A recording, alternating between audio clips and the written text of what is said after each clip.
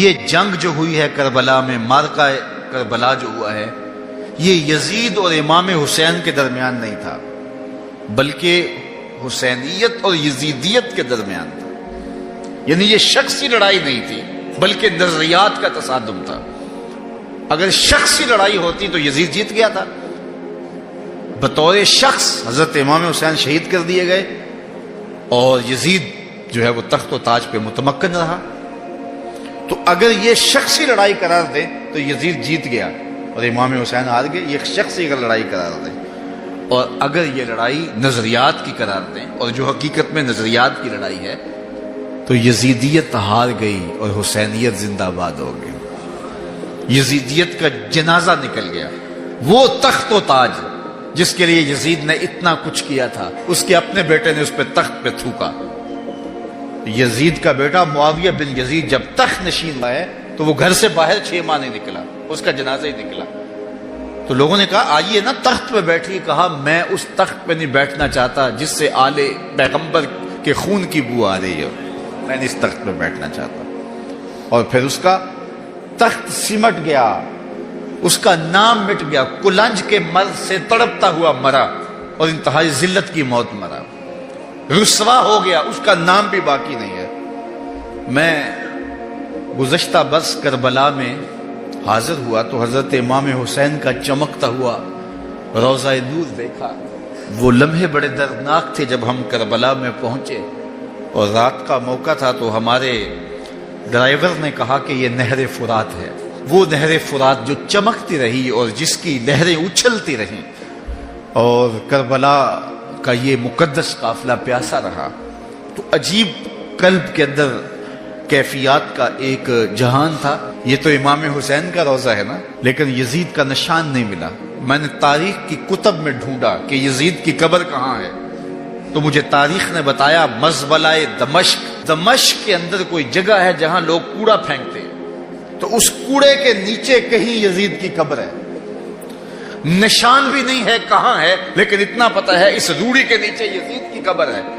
یزید کی قبر مزبلہ دمشق میں، اور امام حسین کا قبضہ آج بھی کربلا پہ۔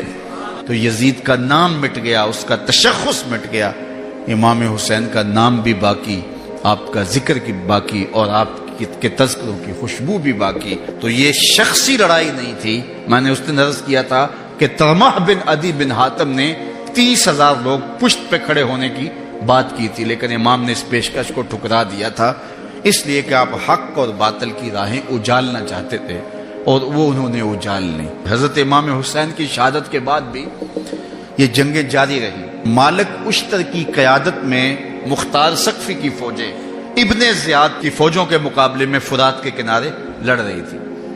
اللہ تعالیٰ نے فتح دے دی، ابن زیاد نے گھوڑے کو ایڑ لگائی اور میدان چھوڑ کے بھاگ گیا، باقی جو بھی قابو آتا اس کو پکڑ کے قتل کر دیا جاتا۔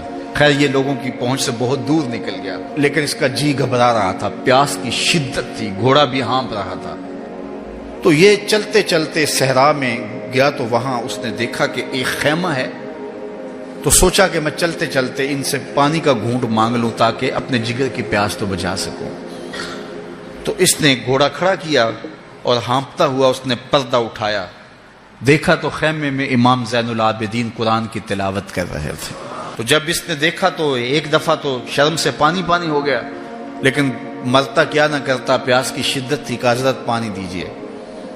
امام زین العابدین نے دیکھا اور پھر گھڑے سے کٹورا بھرا اور اس کے ہاتھ میں تھمایا، سمجھا کہ حضرت نے مجھے پہچانا نہیں، پانی پی لیا، شدت کی پیاس تھی، پھر مانگا، آپ نے پھر دیا، تیسری مرتبہ پھر مانگا، آپ نے پھر دیا۔ 3 کٹورے پانی کے پینے کے بعد امام زین العابدین سے کہنے لگا حضرت شاید آپ نے مجھے پہچانا نہیں۔ امام زین العابدین ابھی تک ضبط کیے بیٹھے تھے، آنکھوں سے موٹے موٹے آنسو نکلے۔ کہا بدبخت تجھے نہیں جانتا جس نے میرا خاندان اجاڑ دیا، 6 ماہ کے بچے بھی نہ چھوڑے، جس نے مخدرات کو اونٹوں پہ بٹھایا، کیا تجھے نہیں جانتا جس نے خاندان نبوت اجاڑ دیا؟ تو کہا حضرت اگر جانتے ہیں تو میرے ساتھ یہ سلوک کیا کیا؟ کہا ایک دن ہم مہمان بن کے تمہارے گھر آئے تھے، جو تم نے کیا وہ تمہارے خاندان کی ریت تھی، آج مہمان بن کے ہمارے دروازے پہ تم کھڑے ہو، جو ہم کر رہے ہیں ہمارے خاندان کی ریت ہے۔ تو یہ شخصی لڑائی نہیں تھی، یہ نظریات کا تصادم تھا۔ تو امام حسین رضی اللہ تعالیٰ عنہ جو چاہتے تھے وہ ہوا، حق اور باطل کی سرحدیں بالکل واضح ہو گئیں، نہ یزید کا وہ ستم رہا، نہ زیاد کی رہی وہ جفا، رہا تو نام حسین جسے زندہ رکھتی ہے کربلا۔